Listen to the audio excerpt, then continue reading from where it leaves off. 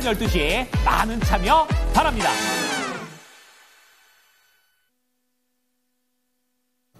네, 당신의 초이스 유창호입니다. 연휴를 앞두고 펼쳐진 우리 증시 오늘도 강력했습니다. 새 정부에 대한 기대감과 함께 정말 짜릿하게 이틀 연속 급등세죠. 시작부터 너무나 좋다 싶습니다. 오늘장 앵커의 한마디입니다. 바로 이렇죠. 허니문 랠리 본격 시도. 코스피 10개월여 만에 2,800선 돌파. 앞서 이재명 대통령이 공언했던 코스피 5천 시대의 기대감과 함께 어제와 오늘이죠. 이틀 연속 급등세를 시장이 보였습니다. 분위기는 한껏 달궈지는 분위기인데요. 코스피가 10개월여 만에 2,800선을 뚫어내는 데 성공했고요. 종가상으로도 2,800선 안착이 됐습니다. 코스닥도 크게 뒤처지지가 않죠. 사흘 연속 상승으로 장을 마쳤습니다. 자, 연휴를 앞두고도 정말 웬일로 시장이 아주 강한 모습으로 장을 마친 상황 속에 오늘장의 특징주 그리고 추천주까지 함께 꼽아보고요. 다음 거래일도 내다보도록 하겠습니다. 당신의 초이스 지금 출발합니다. 자, 그러면 오늘 출연자부터 소개를 해드릴 텐데요. 주식회사 플래처의 김덕호 대표, 해운솔루션의 이정호 팀장과 함께 이야기 나눠보겠습니다. 네, 두 분 안녕하십니까? 자, 그러면 두 분이 꼽는 시장의 특징주 알아보고요. 추천주도 함께 꼽아보도록 하겠습니다. 전문가의 더블 초이스 시간입니다. 자, 그러면 오늘 두 분이 꼽아주신 특징주 두 종목, 추천주 두 종목에서 네 종목을 바로 띄워드리겠습니다. 자, 네 가지 종목이 있습니다. 요새 핫한 종목들도 정말 오랜만에 보는 종목도 보입니다. 일단 상반기 주도주인 조방원, 그 조선과 방산, 원전에 속하는 종목들이 보이죠. 원전 대장주인 두산에너빌리티, 방산과 우주항공주인 한국항공우주가 먼저 눈에 띄고요.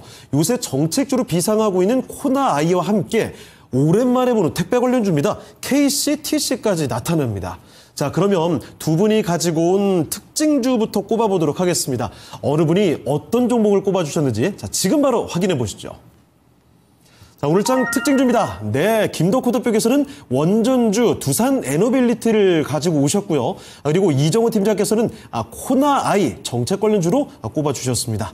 자, 먼저 김덕호 대표님, 두산에너빌리티 원전주 이거 뭐 안 쉽니다. 특히 두산에너빌리티는 대장주인데 무려 지금 13년 만에 최고가 수준입니다. 오늘 또 신고가 기록을 했죠. 네, 일단 지금 아시겠습니다만은 어제 이제 발표가 결국 났습니다. 그러니까 예. 프랑스 전력공사가 이제 사실은 우리나라 이제 두산에너빌리티를 비롯해서 팀코리아가 원전 수주하는 걸 좀 안 입곱게 봤죠. 네. 그러다 보니까 이제 딴지를 좀 걸다 보니까 이제 결국은 안 되는 거 아니냐, 엎어지는 거 아니냐, 이런 논란들이 나왔었고.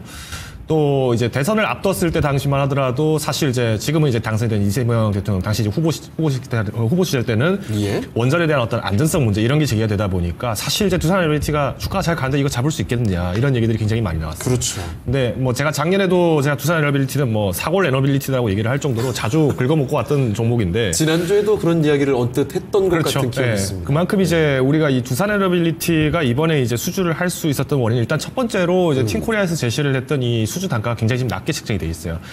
프랑스 원전 같은 경우에는 사실 이제 여러분도 아시겠습니다만 프랑스라는 나라가 굉장히 이제 노동권을 굉장히 이제 강조를 많이 하고 있고 그렇죠. 또 어떤 이제 근로보장이라든가 이런 걸 굉장히 깐깐히 하다 보니까 사실 기한 내 공사라든가 이런 걸 고려해 봤을 때는 좀 단가 좀 높은 편이에요. 근데 이제 유럽 내에서의 어떤 가격을 이제 확실히 경쟁력 있게 가져갈 수 있는 게 이 SMR 산업인데 저는 두산에너빌리티가 꺾일 거다 이렇게 생각은 전혀 하지는 않았던 것 같습니다. 이제 여기서 이제 또 어떤 분들이 이제 웨스팅하우스가 또 괜히 또 딴지 거는 거 아닙니까? 네. 이렇게 얘기를 할 수 있는데, 제가 누차 말씀드렸지만은, 지금 APR 1400 같은 경우에는 기존에 이제 APR 1000을 가지고 지금 웨스팅하우스가 계속 딴지를 거는 거고, APR 1400 같은 경우에는 한국이 자체적으로 이제 이 기술력을 가지고 이제 계속 만들어내왔던 그 단계이기 때문에 저는 크게 영향은 없을 거다. 오히려 여기에 대한 영업이익은 자연스럽게 두산에너빌리티가 잘 가져갈 수 있을 것이다. 라고 말씀을 드릴 것 같습니다. 예.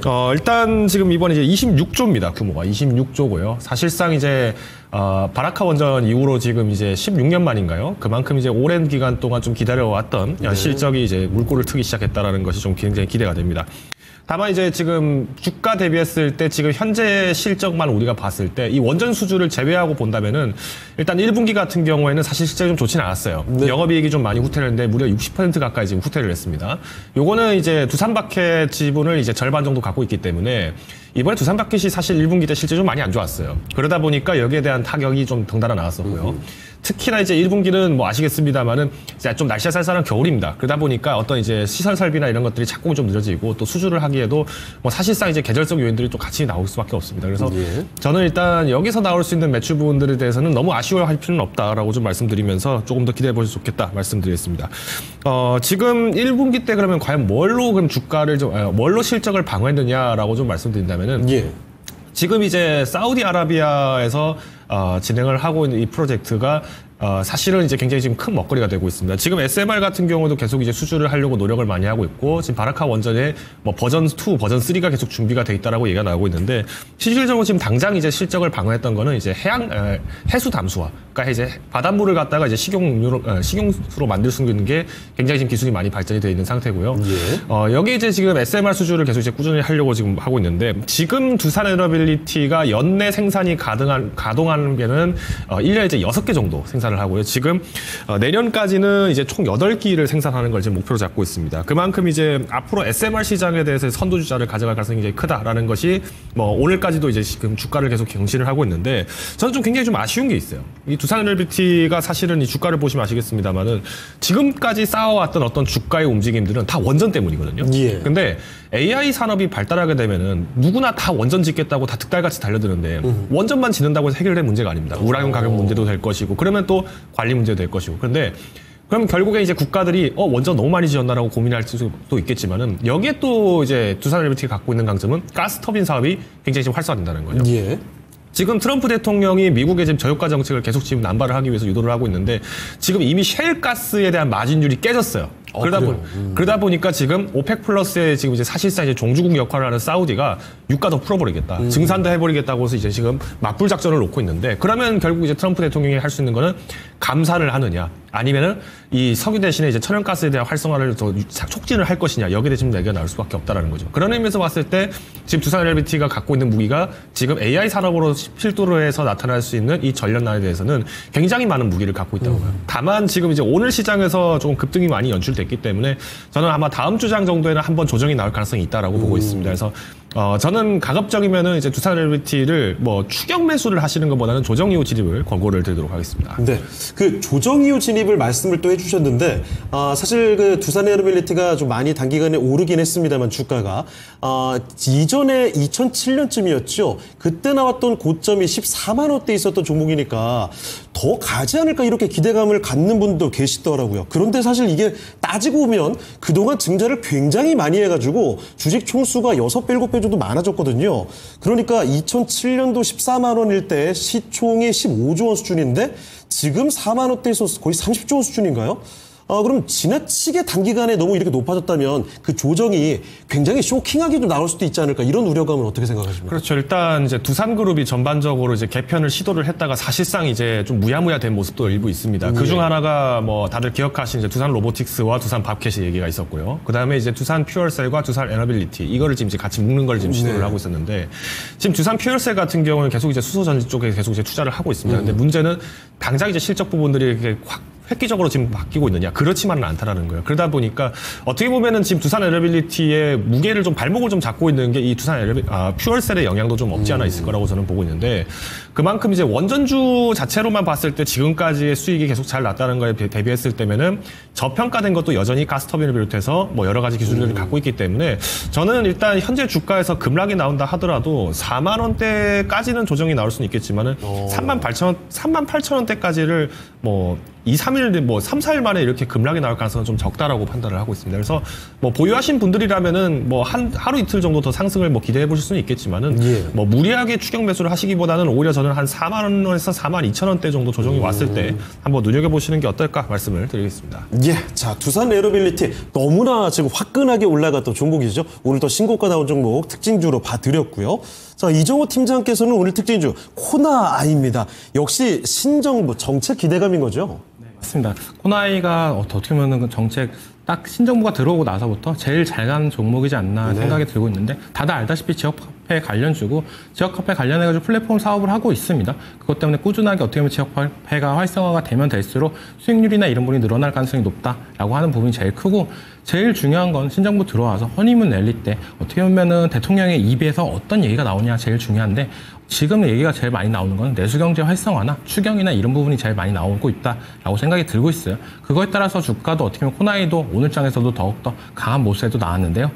제가 제일 중요하게 생각하는 건 뭐냐, 이렇게 우리가 단기간에 주가가 올랐을 때 생각하는 부분이 뭐냐, 시가총액도 한번 봤으면 좋겠다라고 말씀을 해드리고 싶어요. 오늘 기준으로 이제는 시가총액이 1조까지도 등급하는 모습에도 나왔는데요. 이게 뭐냐면은 이때부터는 한 번 정도 조정이 될 가능성도 있지 않나라고 생각하는 부분이, 단기간에 너무 많이 올라도 올랐다. 물론 이번 추경 예산까지 보고 나서 그 다음에 이제 지역화폐가 얼마만큼 발행이 되는지, 그거에 따라서 코나이가 이제는 벌어들이는 수익이나 이런 부분이 어느 정도 측정하면서 주가가 한 번 정도 더 올릴 수는 있겠지만, 추경이라는 부분이 이게 무한정 쏟아낼 수 있는 부분이 아니다라고 생각하는 부분이고, 그렇기 때문에 단기적으로 많이 올랐기 때문에 투자자분들은, 신규 투자자 관점에서는 저는 들어가는 것보다는 어떻게 보면은 보유자의 영역이지 않나라고 생각이 들 정도로 많이 올랐습니다. 어떻게 보면 10,000원대 주가가 계속적인 대선 랠리나 이런 부분이 계속적으로 나와주면서 70,000원대까지도 올라가주는 모습도 있었는데, 다들 어떻게 보면은 2,000억대, 3,000원대 종목들이 총 1조를 찍고 나서 거기서 한 번 더 오버슈팅이 나온 다음에 조정세가 꽤 길게 나왔던 부분도 있었어요. 그게 어떻게 본다면 우리가 주가를 볼 때 황제주 100만 원을 찍고 나서 어느 정도 주가가 많이 빠져있는 종목도 있듯이, 어떻게 보면 주가라는 게 한 번 정도 고점을 갱신하고 나서 조정이 들어오는 것도 좋지 않나라고 생각이 들고 있고, 이번 추경 다음에는 그 다음에 호재나 이런 부분을 봤을 때는 어떻게 보면 없기 때문에, 조금 더 만약에 고점에서 물릴 경우에는 생각보다 많은 시간이 걸릴 가능성도 있다. 그렇기 때문에 저는 신규 매수보다는 어떻게 보면 보유자 분들은 분할 매도하시는 게 이제는 좋지 않나라고 생각이 들고 있습니다. 네. 그런데 사실 그 신정부의 정책 테마로 움직였던 종목 그 카테고리가 굉장히 다양하잖아요. 네. 그 중에서 일단 지금 어제와 오늘 봤을 때는 지역화폐, 코나이 움직임이 아주 가뿐한데, 좀 길게 봤을 때 정책주로서 살아남을 수 있는 가능성, 지역화폐 관련주는 어떻게 보십니까? 손에 꼽히는 괜찮은 종목군이라고 보십니까? 딱 질문이 너무 예리하신 것 같은데, 예. 저도 정책주를 볼 때 지금 단기적인 부분이냐 장기적인 부분이냐 이렇게 보고 추리고 있다라고 생각이 들고 있어요. 단기적으로 봤을 때 어떻게 보면은 지금 상법 개정안이나 어떻게 보면 추경 관련해가지고 지역화폐 관련주인 코나이 이런 종목들이 어떻게 보면은 정권이 들어오고 나서부터 강한 상승세를 보였었는데요. 그 말은 뭐냐? 상법 개정안도 오늘 통과되고 나서 이 종목들이 강했냐라고 본다면 저는 그건 또 아니다라고 생각이 들고 있기 때문에, 어떻게 본다면 이게 제로섬으로 갈 가능성이 높다. 그렇기 때문에 단기적인 관점으로는 어떻게 보면 지역화폐 관련주나 아니면은 지역화폐 관련주나 아니면은 상법 개정 관련주들, 뭐 지주사나 증권주나 이런 부분은 단기적으로 봤으면 좋겠다. 물론 증권주나 아니면 지주 관련주는 어떻게 보면 이 섹터는 조금 더 길게 갈 가능성은 있어요. 근데 조정시 매수 관점으로 이번에 조정이 좀 세게 들어온다라면 그때부터 모아가시는 게 괜찮지 않나라고 생각이 들고 있고, 장기적인 관점에서는 저는 어떻게 보면 신재생 에너지 계속적으로 언급을 했던 부분이 있는데, 이건 언제 들어가는 게 좋냐라고 본다면, 지금 어떻게 보면 국내나 이런 부분이 어떻게 보면 다 안정화가 되고 나서 기후에너지 관리부를 만들 예정이 있습니다. 그것도 어떻게 보면 공약이 있는 부분이기 때문에, 그게 어떻게 보면 들어가기 전에 기대감이 제일 클 가능성이 높다라고 생각이 들고 있어요. 그렇기 때문에 이쪽 섹터도 어떻게 보면은 어제장에서 가장 강한 모습에서 나타났다가 장 막판으로 가면서 좀 아쉬운 흐름이 나왔었는데요. 조금 더 조정이 들어온다라면 이 종목은 언제쯤 한 번 정도 더 튀어날 가능성이 있기 때문에 좀 지켜봤으면 좋겠다라고 생각이 들고 있고, 또 우리가 또 이번 정부 그리고 또 전전 정부를 봤을 때 문재인 정권 시절 때 가장 많이 올랐던 섹터들이 뭐냐라고 본다면 대북 관련주들이 가장 많이 올랐던 부분도 있었습니다. 그렇기 때문에 이번에도 북한 관련해가지고 개선이나 이런 부분이 나온다라고 하면 남북 경합주가 또 한 번 올라갈 가능성이 있기 때문에 이쪽 섹터들도 모아가는 게 좋지 않나 말씀해드리겠습니다. 네, 자 오늘 장의 특징주입니다. 지금 상태에서 추천이 들어가는 종목이 아니라는 점 분명히 말씀드리고요. 이 종목들 그래서 신중한 접근이 또 필요하겠습니다. 단기 조정을 감안해 두실 필요가 있겠네요. 자, 김덕호 대표께서는 원전 대장주입니다. 두산 에너빌리티를 오늘 특징주로 가지고 와 주셨죠. 원전 대장주, 신고가를 경신하는 모습인데 체코원전에 대한 이 확정 소식과 함께 오늘 또 솟구쳐 올랐습니다. 거기다가 원전뿐만이 아니라는 거죠. 가스터빈과 관련해서도 주목을 해주셨고요. AI 시장 성장과 맞물리게 되겠습니다. 이정호 팀장께서는 코나아이를 가지고 오셨는데요. 신정부 정책 기대감입니다. 지역화폐 관련주로 아주 우뚝 솟아오르는 한 반년 정도 만에 주가가 6배, 7배 정도 급등을 했죠. 그래서 단기 조정에 대한 이런 우려, 그리고 같이 감안해 두시면서 접근을 해보시는 게 좋겠습니다. 특징주 코나아이까지 살펴드렸습니다. 자, 그리고 잠시 뒤에 이 두 분과 함께 여러분의 종목들 진단해 드리거든요. 지금 바로 남겨주시면 되겠습니다. 진단 신청을 해 주시죠. 02325-8200 전화번호로 전화 주셔도 괜찮고요. 자, 그리고 유튜브 채팅창을 통해서도 얼마든지 가능합니다. 종목명과 매수 가격, 비중까지 꼭 남겨주시길 바랍니다. 자, 지금 바로 유튜브 채팅창에 글 좀 올려주시죠. 자, 그러면 다음으로 두 분의 추천주 그리고 가격 전략까지 한번 알아보도록 하겠습니다. 일단 오늘 종목들 한꺼번에 좀 띄워주시죠. 자, 4종목 가운데서 특징주 코나아이와 두산에너빌리티를 살펴드렸고요. 추천주로 KCTC와 한국항공우주가 남아있습니다. 소외주와 주도주의 대결이라고 봐야겠는데요. 방산주인 한국항공우주, 정말 올 한 해를 빛낸 대표 종목군이라고 볼 수가 있겠고, 오랜만에 이름을 확인해보는 물류주 KCTC입니다. 자, 그러면 두 분의 초이스를 바로 확인해 보겠습니다. 두 분이 갖고 오신 추천주 확인해 보시죠. 자, 두 분의 특정주. 네. 김덕호 대표께서는 오랜만에 보는 물류 관련주입니다. KCTC를 꼽아주셨고요. 이정호 팀장께서는 바로 한국항공우주, 이렇게 대표 방산주를 가지고 와주셨습니다. 자, 김덕호 대표님, KCTC, 이거 뭐 쿠팡 관련주, 택배주부터 봅니다. 오랜만에 보는데요. 사실 이제 KCTC를 비롯해서 이제 물류주들의 주가가 좀 요동쳤던 거는 이제 작년에 이제 TMF 사태, 그러니까 이제 티몬과 위엠프 사태가 이제 워낙 크다 보니까 뭐 이때만 하더라도 KCTC 같은 경우에는 뭐 주가가 엄청나게 날아갔었죠. 예. 뭐 물론 뭐 사실 지금도 이 TMF에 대한 어떤 후폭풍이 지금 빨리 지금 종식이 안 되다 보니까 뭐 소비자들 입장에서도 좀 아쉽다라고 하는 분들이 굉장히 많으실 것 같은데, 일단 KCTC 같은 경우에는 이제 쿠팡이랑 실질적으로 이제 업무 협력을 굉장히 오랫동안 하고 있는 상태이기 때문에 사실상 쿠팡 수혜주다, 이렇게 이제 사실 낙점이 되면서 주가가 7,000원까지 상승을 했습니다. 근데 제가 이 KCTC를 지금 와서 추천을 드리는 거는 좀 여러 가지 의미가 있습니다. 사실 KCTC를 뭐 누군가 추천한다고 하면은 장세가 좀 어려워지나 뭐 이렇게 생각하시는 분들이 굉장히 많으실 것 같은데, 그렇죠. KCTC는 뭐 아시겠습니다만 이제 물류 관련주죠. 해운 물류 쪽이라고 보시면 될 것 같고요. 특히나 지금 이제 KCTC의 가장 큰 강점은 뭐냐면은 실적 대비해서 지금 PBR 지수가 0.4밖에 안 됩니다. 그러니까 굉장히 낮은 가치주라고 좀 보실 수 있을 것 같은데, 가격이 굉장히 지금 많이 떨어져 있는 가치주라고 볼 수 있을 것 같은데, 이번에 이제 1분기 실적만 딱 놓고 얘기를 해보면은 KCTC 주가 먹고 깔만했네라고 얘기하시는 분도 계실 것 같습니다. 작년 대비했을 때 영업이익이 지금 42%가 지금 감소했어요. 그러니까 그 말은 그러면 물류 쪽이 지금 여전히 경색이 되어 있다라면은 뭐 PBR 낮다고 하더라도 주가가 조정될 수 있지 않겠습니까? 이렇게 말씀하시는 분들이 많이 계실 것 같아요. 근데 요거는 이제 영향이 두 가지를 볼 수 있습니다. 우리가 이제 KCTC를 관련해서 볼 때는 조금 참고해야 될 지표가 몇 가지가 있는데, 보통 이제 해운 지수를 볼 때 우리가 상해 컨테이너 운임 지수를 많이 보죠. 네. 근데 상해 컨테이너 운임 지수 같은 경우에는 좀 단기적인 거래들이나 단기적인 물량에 대해서의 어떤 가격 변동이 좀 심합니다. 그래서 운임료를 조금 중장기적인 부분들을 좀 고려를 해본다고 했을 때는 보통 이제 CCFI, 그러니까 이제 차이나 컨테이너 지수를 이제 많이 좀 참고를 하셔야 되는데, 지금 상해 컨테이너 지수는 그래도 좀 많이 올라왔어요. 근데 오히려 중국 컨테이너 지수 같은 경우에는 조금 전년 대비해서 좀 하회하고 있는 상태인데, 1분기 때 당시, 작년 1분기 때는 오히려 이 컨테이너 운임 지수가 올라갔었습니다. 그러다 보니까 이제 1분기 때 당시에는 영업이익이 좀 더 높게 책정이 된 거고요.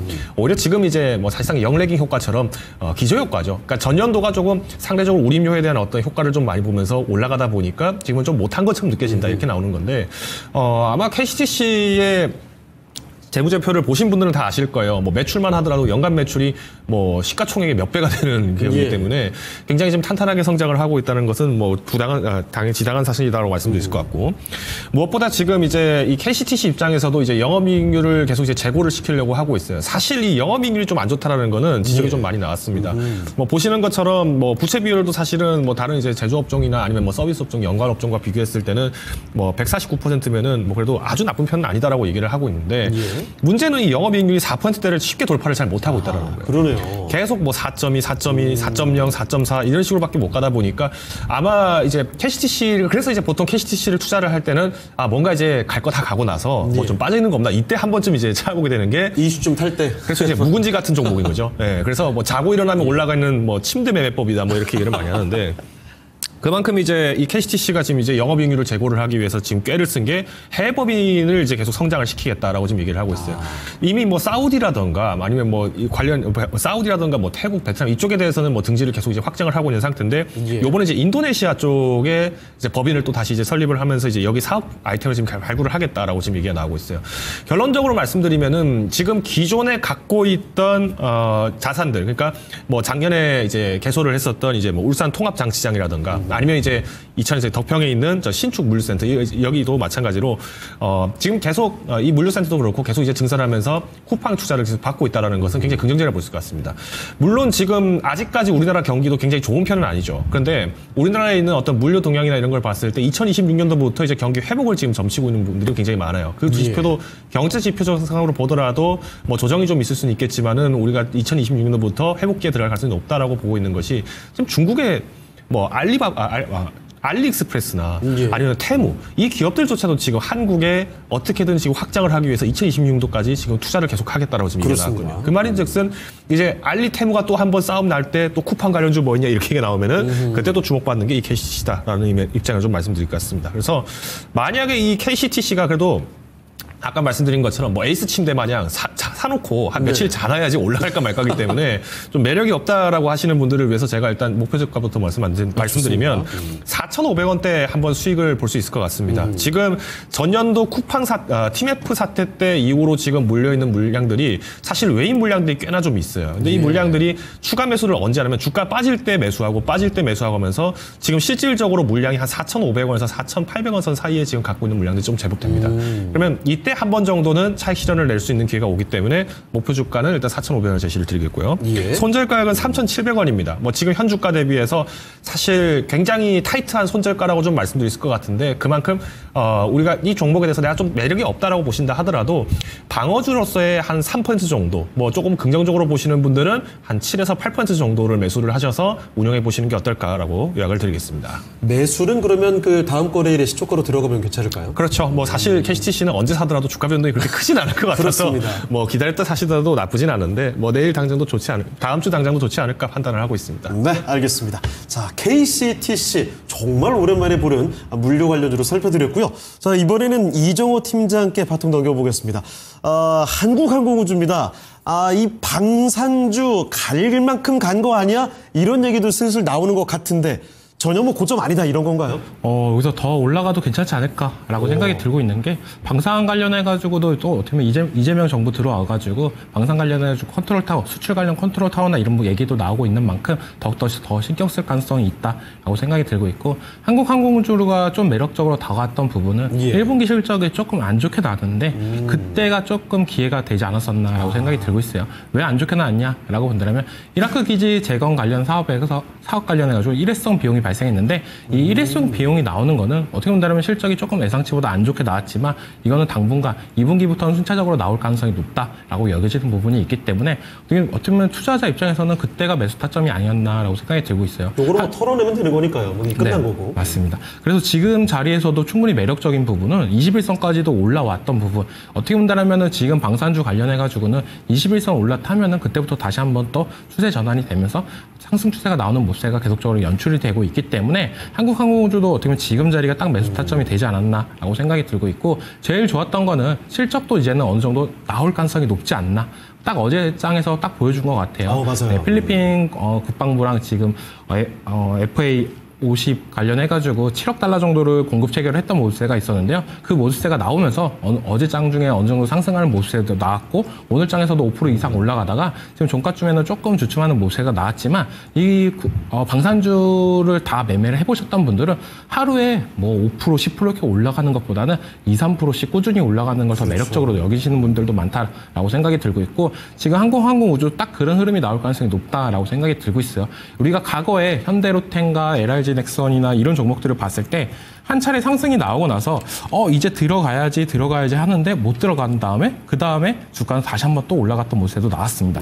그렇기 때문에 한국항공우주도 나머지 방산 관련주들랑 비슷한 흐름이 나온다라고 본다면 지금 조정이 어느 정도 나온 다음에 전고점을 또 돌파를 해준다면 그때부터는 추가 상승이나 이런 부분이 더욱더 열려있다. 매물대가 없는 구간까지도 충분히 올라가도 이상하지 않을 정도로 실적이나 이런 부분 계속적으로 나오고 있기 때문에 지금 방산주는 어떻게 본다면 시장에서 매력이 그렇게 많이 느껴지진 않는 것 같다라는 생각이 들고 있어요. 워낙 정책주 관련해가지고 모멘텀이나 이런 부분이 자꾸 붙기 때문에. 근데 어차피 다 이제 한 차례 불고 나면은 허니문 랠리가 불고 나면은 그래도 믿을 건 실적이다라고 하면서 다시 들어올 가능성이 있기 때문에 지금도 방산주 늦지 않았다라고 말씀을 해드리겠습니다.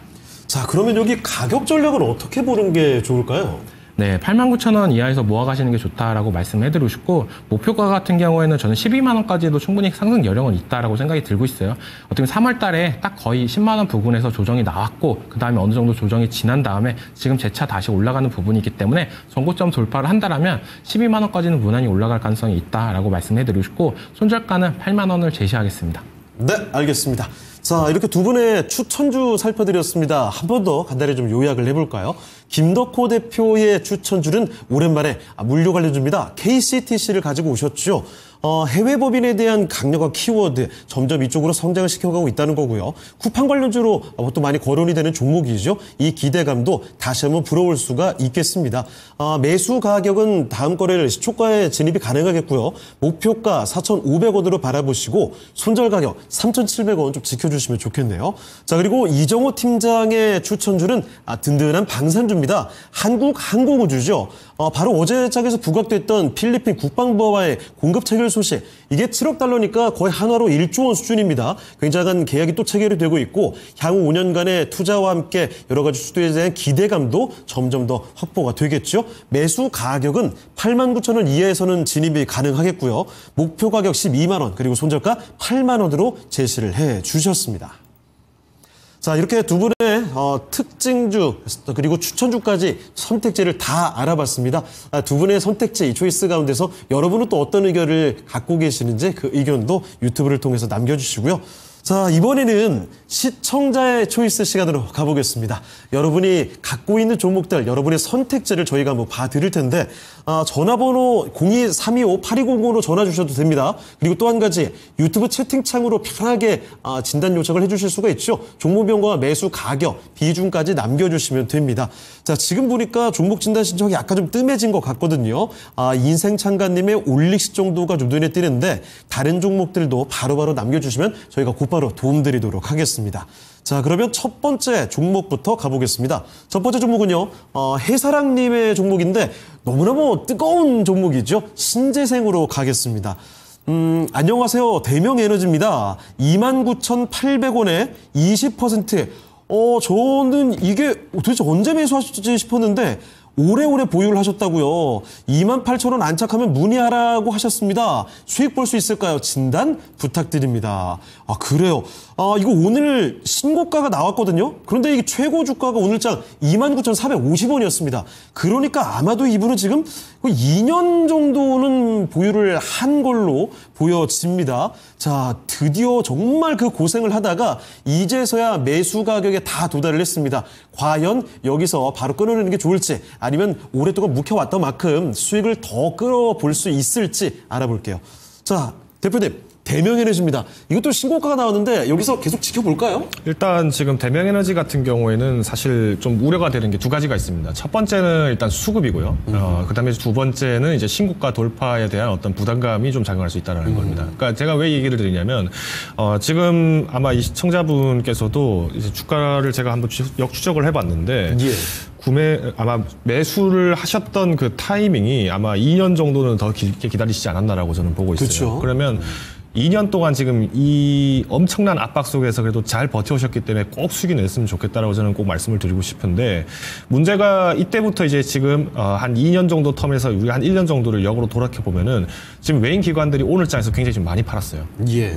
지금 요거는 제가 순매수 상태를 좀 한번 보여드릴 텐데 자, 먼저 이제 60일입니다. 3개월 정도의 순매수 현황을 보면은 오늘 외국인 기관들이 다 팔고 나갔어요. 그러면 이제 여기서 우리가 과거에 추가 매수를 했다는 점을 우리가 좀 고려해 봤을 때 외인들이 지금 어느 정도 유출을 했던 가격은 25,000원대에서 23,000원대 사이에 여기에 한 번 정도 어떻게든 단가를 깎으려고 추가 매수를 공격적으로 했을 겁니다. 예. 근데 그게 아니라면은 여기서 지금 만약에 이만큼의 물량들이 빨리 나온다라는 거는 그거는 이제 우리가 이렇게 해석을 해야죠. 지금 갖고 있던 종목들 중에서 그래도 조금 포트폴리오를 조정하기 위한 물량이다라고 볼 수 있습니다. 그러면 저는 오히려 이때 딱 잘못하면은 수급이 안 몰린다, 좀 더 수급이 조금 버텨주지 못한다. 그러면은 이게 순환매 돌아버려요. 그러면 그때부터 다시 또 몇 달 기다려야 되는 수가 있기 때문에 먼저는 일단 제가 의견을 드리겠습니다. 29,800원에 매수를 하셨는데 전 조만간은 회복을 할 것 같아요. 회복은 할 것 같은데 문제는 이제 29,800원 이상으로 이제 돌파가 3만 원 선을 돌파하기 위해서의 어떤 정상되겠습니다. 32,000원 선을 돌파하기 위한 어떤 그 이펙트가 좀 나와줘야 되는데 빨리 나올까라는 점에서는 조금 걱정이 됩니다. 그래서 저는 일단 먼저 권고드리고 싶은 거는 2년 동안 기다림이 너무 고생이 많으셨고 또 지금 이제 이재명 대통령께서 당선이 되시면서 이제 본격적으로 집행을 하고 계시기 때문에 새로운 먹거리들이 굉장히 많이 제시가 되고 있습니다. 여기에 그래서 올인하지 말라. 그렇죠. 지금 사실 이 20%가 너무 오랫동안 묶여 있었다는 거는 그만큼 매매를 할 수 있는 기회도 많이 잃었다라는 거거든요. 기회비용을. 그렇죠. 그런 의미에서 제가 제안을 드리는 거니까 일단 비중을 10% 미만으로 좀 조절을 해보시는 게 좋을 것 같아요. 네. 오히려 만약에 5% 정도는 남겨보겠다라고 하신다면은 5%라고 해도 뭐 3만 원 선만 돌파를 3만 1,000원 선만 돌파를 해본다 하더라도 아마 손실 없이 그냥 엑시트는 가능할 것 같아요. 근데 네. 제가 이제 걱정되는 거는 지금 현재 수급이 오늘 장에서는 좀 유독 많이 빠져나갔다는 게 좀 걱정이 되기 때문에 요것만 조금 조심하신다면은 뭐 그 다음번에 한 번 더 다시 한번 대명에너지를 뭐 추가 매수를 하실 수 있는 기회가 또 있을 테니까 너무 염려하지는 않으셨으면 좋겠습니다. 그래서 제가 오늘 의견 드리는 거는 일단 비중을 10% 미만으로 조정하시고요. 1차 목표가는 32,000원 선 돌파 제시를 드리겠습니다. 네. 자, 대명에너지 지금까지 고생 많이 하셨고 일단은 매수가 거의 다 됐습니다. 축하드리고요. 앞으로 욕심은 금물일 것 같습니다. 너무 멀리 보시기보다는 32,000원 정도까지 좀 타이트하게 보시고요. 비중은 일단 줄여놔야 리스크를 또 줄이고 기회비용 측면에서 더 합리적인 선택이 되지 않을까 싶습니다. 자, 해사령님의 대명에너지를 봐드렸고요. 다음 종목 바로 가보겠습니다. 이번에는 이거 더 고생했던 종목이 있군요. JJ님께서 가지고 오셨는데 GC셀입니다. 이게 거의 4년 가까이, 4년 넘게 거의 90%를 내려버렸던 종목입니다. 매수 가격도 37,000원입니다. 15%, 현재는 2만 원 조금 넘거든요. 이분도 고생이 이만저만이 아닙니다. 15%를 가지고 계시는데 추가 매수를 또 고민하고 있습니다. 자, 이것도 어떻게 될지. 팀장님, GC셀입니다. 이것도 주가 진짜 많이 내렸고요. 37,000원에 매수하셨을 때도 꽤 많이 내려왔다 싶어서 들어가셨을 텐데 거기서도 거의 뭐 반토막까지 갔다 왔습니다. 추가 매수 어떤가요? 추가 매수는 아직 이르지 않나라고 말씀을 해드리고 싶어요. 작년에도 진짜 많이 떨어졌다 생각했는데 여기서 더 떨어졌던 이유는 작년 실적이나 이런 걸 봤을 때 적자로 전환이 되는 모세가 나오면서 더 빠져졌다라고 생각이 들고 있고 GC셀 같은 경우는 녹십자 관련해가지고 계열사회 중에 하나예요.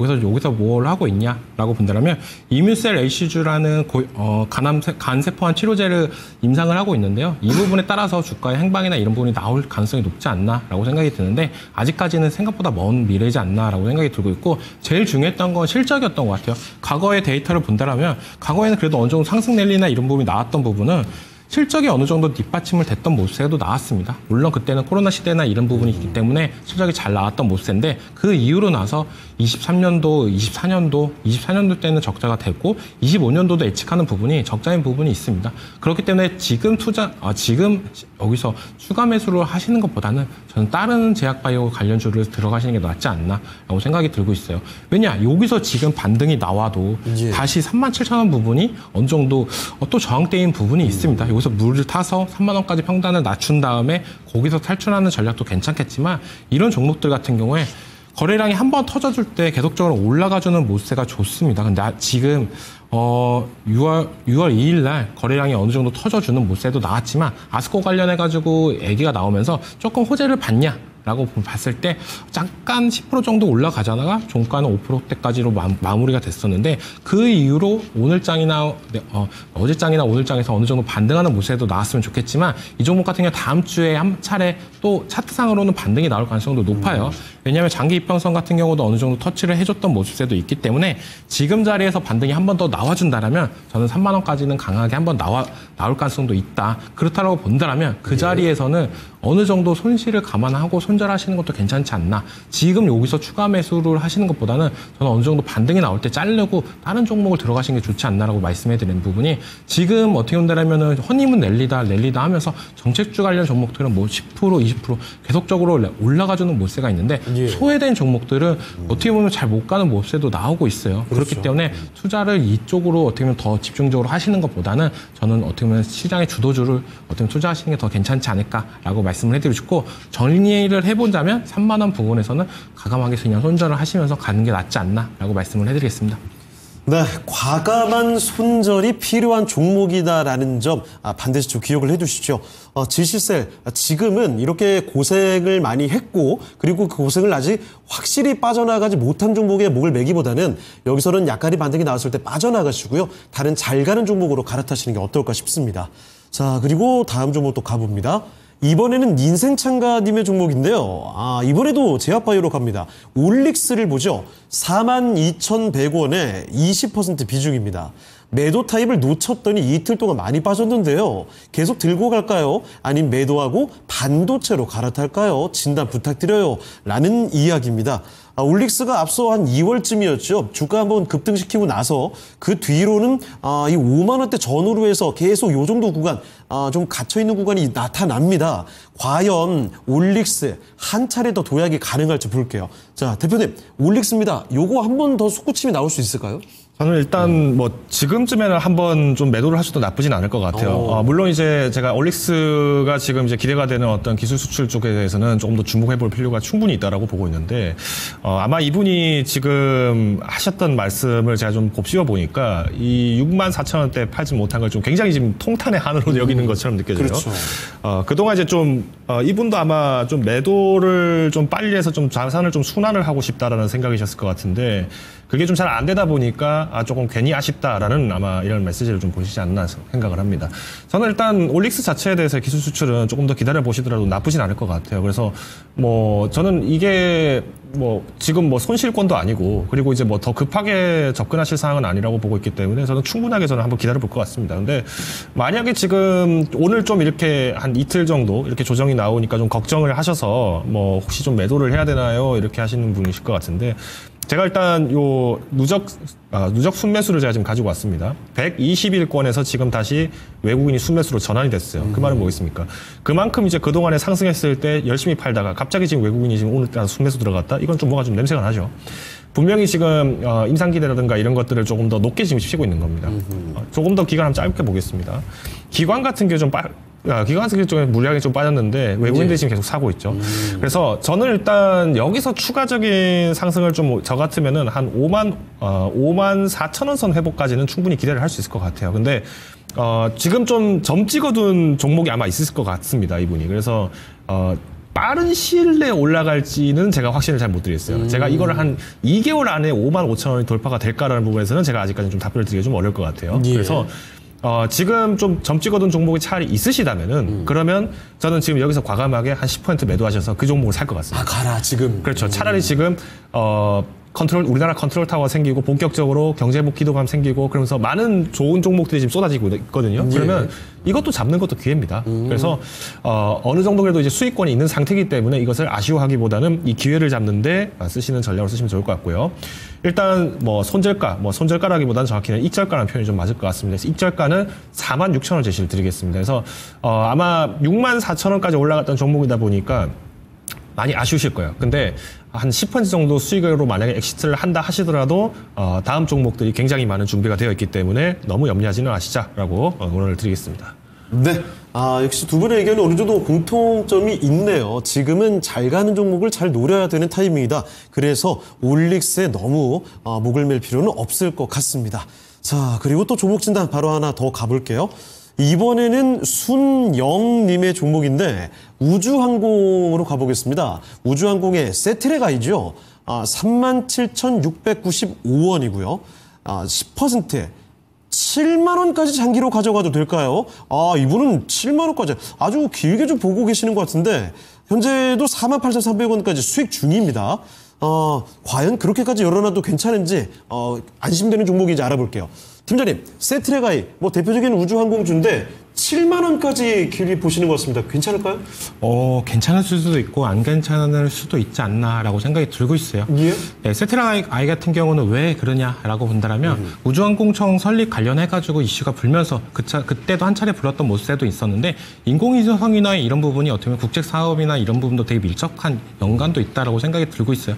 그렇기 때문에 어떻게 본다면 우주항공청 관련해가지고 예산이나 이런 부분이 만약에 줄어든다고 봤을 때 세트라이트 아이한테는 장기적으로는 조금 안 좋았던 모습도 나올 가능성이 있기 때문에 어떻게 보면 정부 정책이랑도 약간 밀착한 부분도 있다라고 말씀을 해드리고 싶은데 글로벌적으로 봤을 때는 우주항공이나 이런 부분은 아직까지는 좋습니다. 하지만 지금은 조금 더 돌다리기를 두드리기 때다. 그렇다고 지금 무작정 팔아야 되냐라고 본다면 저는 그것도 아니다라고 생각하는 부분이 있기 때문에 지금은 들고 가시는 게 좋지 않나라고 말씀을 해드리지만 우주항공청 관련해서 이슈나 이런 부분을 계속적으로 체크하면서 예산이나 이런 부분이 줄어드는 시그널이 나온다라고 봤을 때는 그때도 뭐 글로벌적으로 좀 안 좋은 얘기가 나온다. 그러면 동반적으로는 그때는 매도 타점을 보시는 게 좋지 않나라고 말씀을 해드리고 싶어요. 왜냐면은 계속적으로 무작정 끌고 간다고 해가지고 주가가 오르냐 그런 것도 아니다라고 생각이 들고 있기 때문에 끔찍한 이슈나 이런 부분 때는 조금 더 종목을 세심하게 관찰하면서 갔으면 좋겠다라고 생각이 들고 있고 좋은 점은 24년도 매출이 작년에 비해서 23년도보다 더욱더 늘어나는 모습으로 계속적으로 연출되고 있고 25년도 또한 긍정적인 부분이 있기 때문에 실적이나 이런 부분 우려보다는 정책이랑 좀 더 체크해보면서 갔으면 좋겠다라고 말씀을 해드리겠습니다. 네, 알겠습니다. 자, 우주항공주 세트랙 I까지 살펴드렸습니다. 자, 그러면 종목 진단을 하나 또 빠르게 가보도록 할 텐데요. 이번에는 전화 주신 분이 기다리고 계십니다. 바로 받아볼게요. 네, 시청자님 안녕하십니까? 여보세요? 네, 반갑습니다. 연결됐습니다. 예. 네, 어떤 종목 갖고 오셨어요? 네, 크래프톤이요. 아, 게임주 갖고 계시는군요. 예. 네, 크래프톤. 근데 이게 상당히 회사 재무 구조가 좋은데 네. 어떻게 제가 사고서부터 계속 조금 흘러내리더라고요. 예, 매수 가격하고 비중 알려주실까요? 예, 저기 38만 3천 원에 네. 8%예요. 알겠습니다. 38만 3천 원에 8%. 아, 크래프톤 뿐만 아니라 네. 게임주들이 오랫동안 좀 고생을 많이 했었죠. 자, 그럼 아유, 이게 회사가 예. 엄청 양호하잖아요. 네, 자, 그러면 이게 생각보다 좀 답답하게 움직이고 있다는 말씀이신 거죠? 흘러내리잖아요, 지금 네, 계속. 알아보겠습니다. 자, 그러면 크래프톤 바로 맡겨볼게요. 자, 네. 김덕호 대표님, 크래프톤입니다. 사실 다른 종목들이 잘 가다 보니까 더 답답하게 느껴지시나 봐요. 재무가 좋게 보여지는데 왜 이런 모습이냐라는 질문이신데 어떻게 보십니까? 일단 크래프톤을 만약에 투자를 하신다면은 뭐 크래프톤뿐만 아니라 게임주 투자하실 때는 제가 꼭 말씀드리지만 그 게임 해보시고 나서 그다음 판단하셔도 늦지 않습니다. 근데 만약에 내가 좀 게임이나 이런 걸 잘 모른다라고 하신다면은 그러면 아마 많은 분들이 거의 그래도 배틀그라운드 잘 될 거니까 크래프톤 산다 이렇게 몰리는 거예요. 네. 이게 과거에 NC소프트가 게임 대장주다 하면서 몰렸는데 지금 NC소프트 어떻게 했죠? 많이 내려갔죠. 엄청 정말. 박살났죠. 네, 지금 뭐 거의 뭐 산소호흡기 달고 겨우 버티고 있는 정도다. 뭐 이렇게 곡소리 나는 사람들도 굉장히 많으실 텐데 제가 이 말씀을 드리는 이유가 뭐냐면은 크래프톤이 갖고 있는 어떤 IP라든가 이런 것들이 굉장히 매력적인 게 많습니다. 그리고 특히나 이제 배틀그라운드가 그동안 욕 많이 먹었습니다. 왜냐? 하도 게임 쓰는데 오토 핵 쓰고 자동 조준 이런 거 켜는 뭐 중국인들 워낙 많다 보니까 이거 잡아라라고 욕을 엄청나게 했는데 유저들이 엄청나게 욕을 했는데도 그걸 계속 못 잡았었어요. 근데 이번에 지금 검거된 것만 제가 알기로 뭐 10,000명인가 20,000명이 넘는다고 제가 알고 있는데 며칠 만에 10,000명, 20,000명씩 계속 잡아내고 있는 겁니다. 그러면 어떻게 되겠습니까? 서비스 자체가 훨씬 더 질이 좋아지겠죠. 예. 그래서 크래프톤의 이제 배틀그라운드만 본다라고 하신다면은 저는 뭐 여기서 추가적으로 좀 상승할 수 있는 게 여전히 보수적으로 올라갈 수밖에 없다고 봐요. 근데 지금 이번에 신작으로 나온 인조이가 또 이제 또 굉장히 재밌는데 뭐 한국판 심즈다라고 얘기가 나오면서 지금 굉장히 뭐 얘기가 나오고 있어요. 근데 그만큼 이제 우리나라의 게임사들이 뭐 옛날처럼 모바일 게임에다가 그냥 과금만 유도하고 이런 굉장히 리니지 라이크류의 게임을 좀 지향하고 있어요. 네. 오히려 이제 IP 확보를 통해서 다음 대작을 뭘 만들 거냐 이런 식으로 지금 접근을 하고 있는데 크래프톤이 지금 갖고 있는 다크앤다커 같은 경우에도 조금 더 이제 업데이트를 하고 개선을 하고 있기 때문에 뭐 실적을 우리가 좀 우상향할 수는 있을 것 같다. 충분히 매력적이다라고 볼 수 있을 것 같아요. 게임 팬층의 시선을 의식하기 시작했군요. 그렇죠. 그래서 다만 이제 조금 제가 아쉬운 거는 게임주 중에서 크래프톤이 지금 사실은 옛날에는 게임주에 대해서 그렇게 잘 모르시는 분들이 왁하고 덤벼들다 보니까 그렇죠. 크래프톤 주가 잘 갔습니다. 근데 지금 이미 다 들고 있어요. 그러니까 다른 거 뭐 에너지주들 잘 가고 반도체 잘 가고 이러는데 지금 게임주가 조명받기가 좀 쉽진 않아요. 그렇습니다. 그래서 저는 사실 지금 제안드리는 게 이거 크래프톤 2%만 갖고 가십시오. 지금 차라리 2% 갖고 가신 게 저는 맞다 보고요. 만약 내가 게임주를 꼭 그래도 내가 게임주를 내가 수익 한번 보고 싶다라고 하신다면은 그러면 저는 이 8%를 조각내서 다른 게임주를 한번 볼 것 같아요. 예를 들면 넥슨 게임즈 있죠. 넥슨 게임즈가 지금 액티비전 블리자드에 있는 그 스타크래프트 IP를 받아갖고 우리나라 국내에서 게임 새로 만들겠다 이 얘기가 나왔습니다. 뭐 사실 많은 분들이 NC가 만들 거다 아니면 뭐 넷마블이 만들 거다 이렇게 기대했는데 결국에는 IP 활용을 굉장히 오랫동안 했던 경력이 있는 이 넥슨 게임즈가 가져갔어요. 그러면 이런 어떤 소식들을 좀 활용할 수 있다라면은 저는 오히려 뭐 크래프톤은 조금 홀딩 의견으로 좀 제시를 드릴 것 같고 만약 그게 아니라 크래프톤에 내가 발이 묶여있다고 한다면은 과감한 종목도 제가 필요하다 말씀드리겠습니다. 그래서 1차 목표가는 먼저 정해져 있습니다. 40만 원 제시를 드리겠습니다. 충분히 실적 자체는 기대가 된다 말씀드리겠고요. 여기서 만약에 이제 손절을 하신다라고 하면은 저는 다음 주 안에 결정을 하셔서 빠르게 손절을 하실 것을 권고를 드리겠습니다. 네. 자, 순달님 일단은요. 만약에 보유를 해보신다면 40만 원까지 너무 멀리 보진 마시고 40만 원 기억해 두시고요. 다른 종목이 탐나는 게 있다 싶으시면 손실을 조금 감안하더라도 다음 주에 바로 판단을 해보시면 어떨까 싶습니다. 참고되셨죠? 예, 고맙습니다. 네, 다음에 또 전화 감사합니다. 주세요. 네. 네, 연휴 잘 보내시길 바랍니다. 자, 전화 종목 진단까지 받아봤습니다. 자, 그러면 오늘 아쉽게도 종목 진단은 여기서 마무리를 해 보도록 하죠. 자, 지금부터는 증권통 AI 뉴스 전해드리겠습니다. 박예지 캐스터와 함께하겠습니다. 증권통 AI가 선정한 오늘의 뉴스입니다. 트럼프 대통령이 제롬 파월 미국 연준 의장을 향해 기준금리 인하를 재차 촉구했습니다. 새 정부 출범 이틀 차인 오늘 외국인의 수급이 지수 상승을 견인했습니다. 국내 ETF 시장이 200조 원을 돌파하며 국민 재테크 수단으로 자리 잡았습니다. 이재명 정부의 지역화폐 확대 기대감에 코나아이가 연일 강세를 보였습니다. 먼저 첫 번째 뉴스입니다. 지난달 미국의 민간 고용 증가세가 급격히 둔화한 것으로 나타났습니다. 고용 증가 폭이 약 2년 만에 가장 적은 수준을 나타내며 경기 하강 우려가 짙어지고 있는데요. 이 지표가 나오자마자 트럼프 대통령은 SNS를 통해 너무 늦은 제롬 파월 의장은 이제 금리를 내려야 한다며 믿을 수가 없다. 유럽은 금리를 9번이나 내렸다고 말했습니다. ADP 발표에 따르면 지난 5월 미국의 민간 기업 고용이 전월 대비 3만 7천 명 증가했는데요. 이는 지난 4월의 6만 명은 물론이며 다우존스 전망치 11만 명보다 낮은 수치로 2023년 3월 이래 가장 낮은 증가세입니다. 트럼프 대통령은 자신의 고강도 관세 정책에 따른 경기 침체 우려가 커지고 있는 상황에서 파월 의장을 공개적으로 비판하며 금리 인하를 거듭 요구하고 있습니다. 하지만 파월 의장은 트럼프 대통령 취임 후 세 차례 FOMC에서 기준금리를 계속 동결했습니다. 계속해서 다음 뉴스입니다. 내일 현충일 휴장을 앞두고 있고 전일 2.6% 급등에 따른 부담도 있지만 오늘도 허니문 랠리가 이어졌습니다. 특히 지속되는 외국인의 수급이 주요 상승 동력으로 작용했다는 평가가 나오고 있는데요. 이경민 대신증권연구원은 이재명 대통령 당선 이후 자본시장 선진화와 내수 부양 정책 기대감이 급격히 높아졌다며 외국인의 수급 모멘텀과 기관의 순매수가 동시에 진행되며 코스피가 연이틀 상승세를 이어갔다고 설명했습니다. 이재명 대통령이 선거 유세 기간 중 증시 부양에 대한 강한 의지를 드러냈던 점이 시장에 기대감을 심어준 것으로 풀이되고 있는데요. 코스피는 11개월 만에 2810선을 회복하며 오늘도 긍정적인 분위기를 이어갔습니다. 이어서 다음 뉴스입니다. 국내 ETF 시장이 200조 원을 돌파하며 또 한 번 이정표를 세웠습니다.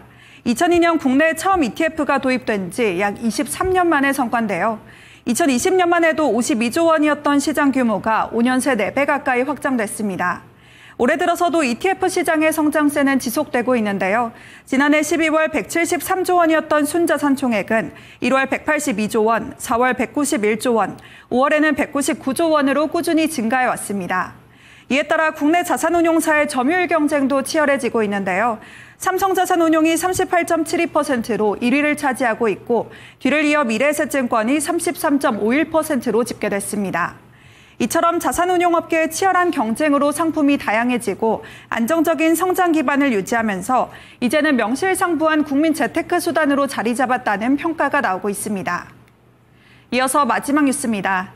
이재명 정부의 지역화폐 정책 기대감에 코나아이가 연일 급등세를 보였습니다. 지난 2019년 경기지역화폐 사업자로 선정된 결제 인프라 플랫폼 코나아이는 지역화폐 관련 대표 테마주로 분류되고 있는데요. 이 대통령은 대선 기간 중 지역화폐 확대를 공약으로 내걸면서 지역화폐와 온누리 상품권 발행 규모를 대폭 확대해 내수를 촉진하고 매출을 키우겠다고 밝힌 바 있습니다. 이에 정책 실현 가능성이 커지면서 주가에 영향을 주고 있습니다. 전날 상한가를 기록한 데 이어서 오늘도 장중에 신고가를 경신했는데요. 종가 기준으로는 21.36% 급등한 71,600원에 마감했습니다. 이렇게 목요일장의 주요 증시 뉴스 짚어봤습니다. 이 밖에 오늘의 테마주와 종목 한 줄 브리핑까지 알고 싶다면 증권통 모바일 앱에서 확인해 보실 수 있고요. 지금까지 증권통 AI 뉴스로 정리해드렸습니다. 네, 증권통 AI 뉴스에서도 확인되다시피 대외적으로는 트럼프의 파월 압박이 이어지면서 시장의 불안 요인은 이어지고 있습니다. 하지만 국내에서는 신정부 기대감, 이 허니문 랠리가 지속되면서 시장에 대한 기대감도 끌어오르고 있죠. 이런 가운데 다음 주 시장의 초이스, 시장 전략은 어떻게 볼지 알아봅니다. 자, 먼저 김덕호 대표님, 다음 주 어떻게 보시죠? 네, 일단 오늘까지도 이제 상승이 계속 이어지고 있습니다. 근데 저는 다음 주를 비롯해서 이제 아마 한 주 정도는 좀 쉬어갈 타이밍이 점점 올 거라 보는데, 뭐 급락이 나온다거나 그런 우려들보다는 지금 이제 상승의 어떤 이제 그 축이 이제 상승 추세가 좀 이게 약간 약화된다라고 표현을 하는 게 맞는 것 같아요. 그래서 지금 뭐 어제만 하더라도 2% 이렇게 상승을 했다가 오늘은 이제 한 1.4, 1.5 정도 이렇게 코스피가 상승을 했는데 전반적으로 이제 지금 개인 투자자들이 지금 매도를 공격적으로 하고 있어요. 저는 이거는 굉장히 잘했다고 봅니다. 그러니까 그동안 우리가 이제 오랫동안 기다려왔던 종목들 조금 비중 관리를 하면서 이제 다시 이제 현금 확보를 하고 또 이걸 확보를 해서 이제 하반기 전략을 준비하는 것은 굉장히 자연스럽다 볼 수 있을 것 같은데 먼저 이제 결론을 말씀드리면 지금 이제 우리나라도 컨트롤 타워가 이제 본격적으로 수립되면서 가동이 시작했습니다. 이제 이재명 대통령께서 이제 직무를 보시면서 이제 행정 업무를 진행을 하실 텐데 당장 지금 공백 기간이 너무 많았어요. 우리나라에 지금 윤석열 대통령이 이제 직무 정지가 된 뒤로부터 이재명 대통령 다시 취임하시기 전까지 171일 동안에 수장이 없었습니다. 그럼 상반기 거의 날아간 거예요. 그러니까 숙제가 엄청 많은 거예요. 이 숙제를 지금 당장 해야 되는 것도 굉장히 많다 보니까 뭔가 당장에 이제 내세웠던 어떤 정책을 뭐 빨리빨리 진행하기보다는 지금 미뤄놨던 숙제를 하는 것도 지금 굉장히 버거울 수밖에 없기 때문에 아마 이때 조금 일부 이제 상승폭이 좀 제한적으로 나올 수 있다라고 보고 있습니다. 그렇기 때문에 이때는 오히려 개별 종목들이 좀 단기 반등을 좀 빨리 나올 수 있는데 그때는 과감하게 매도를 하셔서 수익을 좀 챙기시고 이거를 이제 우리가 포트폴리오를 조정하는 데 있는 기회로 활용하시자 말씀을 드리겠습니다. 그리고 마지막에는 제가 이렇게 지금 추가 매수하고 비중 회복 이렇게 적어놨는데 아마 지금 손실이 있는 종목들이 좀 제법 있으실 거예요. 근데 그런 종목들은 이제 한 번 정도 추가 매수를 배수 매수를 빨리 하셨다가 어느 정도 손실폭이 좀 좁혀지시면은 그때는 다시 비중을 원래 비중 5%짜리를 배수 매수를 하셨다가 15% 됐다. 그러면은 이게 좀 수익이 올라왔을 땐 다시 5%로 줄여서 보유해 보시는 전략으로 가시면은 일단 단기적 차익을 올리기에는 굉장히 좀 유리할 것이니 이 기회를 좀 잘 활용해 보시자라고 말씀을 드리겠습니다. 자, 그럼 이정호 팀장께서는 다음 주 시장 전략 어떻습니까? 네, 계속적으로 지켜봐야 되는 부분은 정책주의 순환매가 계속적으로 이루어지는지 그런 부분을 좀 체크해 볼 필요는 있다라고 생각이 들고 있어요. 그 말은 뭐냐면 네, 정책주들 같은 경우에는 지금 어떻게 본다면 소외된 종목들이 잘 못 가는 부분도 있고 계속적으로 단기적으로 큰 상승세가 나오는 종목들도 있는데 그렇기 때문에 정책주들이 순환이 되면서 올라가는지 그렇게 돼야 어떻게 보면 계속적으로 더 크게 올라갈 가능성이 있다라고 생각이 들고 있기 때문에 조금 그런 부분을 체크하자라고 말씀을 해드리고 싶고 두 번째로는 뉴스에 집중할 때다. 왜냐? 지금은 이재명 대통령 입에서 어떤 얘기가 나오냐에 따라서 그쪽 섹터, 그 종목이 더욱더 집중이 될 가능성이 높기 때문에 지금은 뉴스에 계속적으로 집중하면서 갔으면 좋겠다라고 말씀해드리고 싶고 내가 이 뉴스를 빨리 봤는데 주가가 이 정도에 위치한다라고 봤을 때는 과감하게 들어가도 괜찮지 않을까라고 생각이 들고 있어요. 거의 다 뉴스가 나온 지 꽤 오래됐는데 다 올릴 거 다 올랐는데 그때 들어가는 것보다는 뉴스가 처음 나왔을 때 시간이나 이런 부분을 좀 체크해보면서 들어갔으면 좋겠다라고 말씀해드리고 싶고 다음 주에 또 이제 굵직한 일정이 있습니다. 10일 날 TSMC의 5월 매출 발표로는 있는데 요즘에 반도체 관련해가지고 정말 잘 가고 있어요. SK 하이닉스나 삼성전자나 계속적으로 외국인들의 순매수가 들어오고 있는데 그런 부분이 이제 여기서 브레이크가 되는지 아니면 더 엑셀을 밟으면서 더 달려갈 수 있는지 그런 부분을 체크해 볼 필요는 있다라고 생각을 하고 있기 때문에 다음 주에는 좀 반도체 관련해가지고 한 차례 더 올라갈 가능성은 있다라고 보고 있어요. 왜냐? TSMC의 매출이 계속적으로 올라가고 있고 엔비디아나 이런 부분에서 언급하는 부분도 계속적으로 좋아질 가능성도 있기 때문에 다시 한번 삼성전자가 다음 주에 6만 원을 찍을지 그런 부분을 조금 더 기대를 해볼 수 있는 시장이 되지 않았나라고 여겨지고 있습니다. 네, 자 이렇게 두 분의 다음 주 시장 전략까지 체크해 봤고요. 오늘 함께해 주신 두 분은 아쉽지만 여기서 인사드리도록 하겠습니다. 오늘 두 분 말씀 고맙습니다. 자, 당신의 초이스 오늘 순서는 여기서 마치도록 하겠습니다. 지금까지 다양한 투자 판단에 대한 도움 말씀을 드렸습니다. 하지만 특정 종목의 상승과 하락을 보장하지 않는다는 점 꼭 기억해 주시고요. 연휴 잘 보내시길 바랍니다. 저희는 다음 주에 다시 돌아오겠습니다. 시청해주신 여러분 고맙습니다.